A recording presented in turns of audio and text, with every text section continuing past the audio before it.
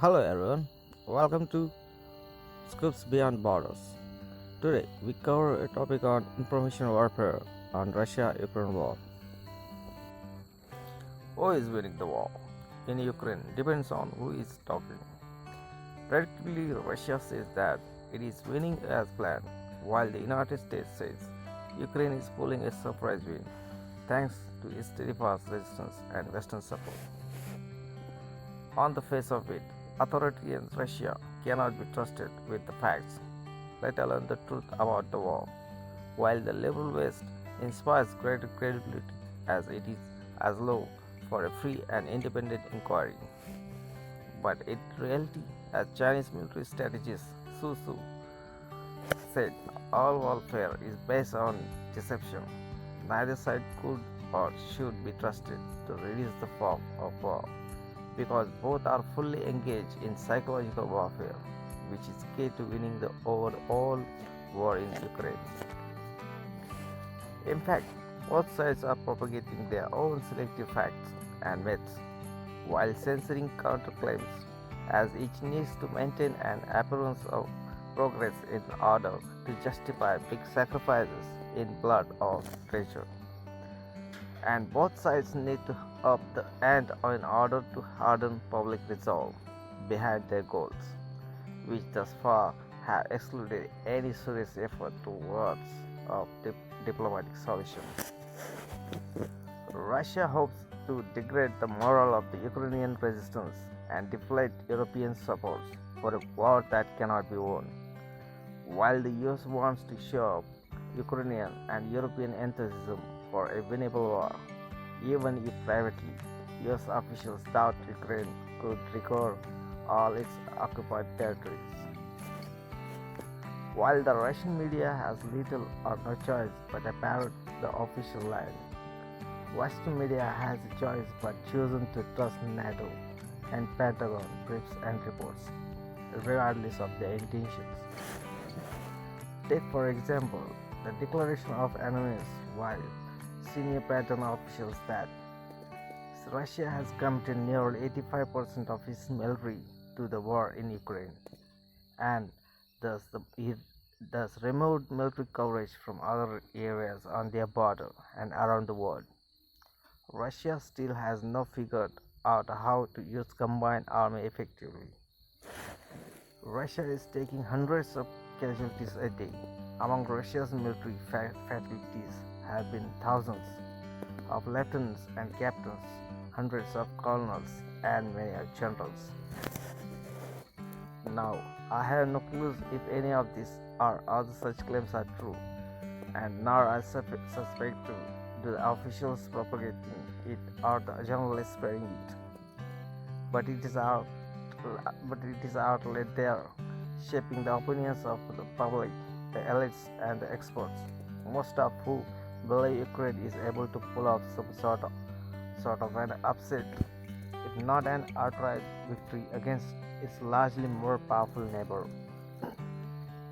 But the Western and especially Anglo-American media seems to suffer from short, or should I say, selective memory when it takes the official line at face value, as if the official deception during yesterday's war in Afghanistan, Iraq, or Vietnam has no bearing or covering today's war in Ukraine.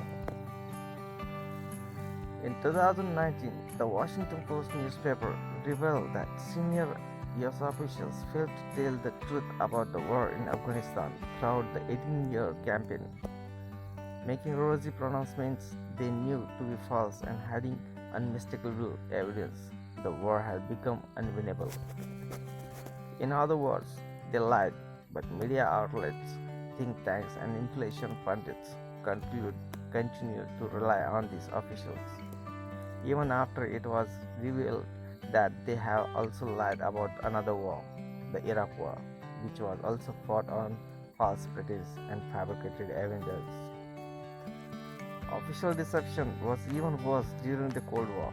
For example, the Pentagon Papers, published about a half century ago, revealed that the US government was guilty of an enormous cover-up regarding the terrible losses in the Vietnam War.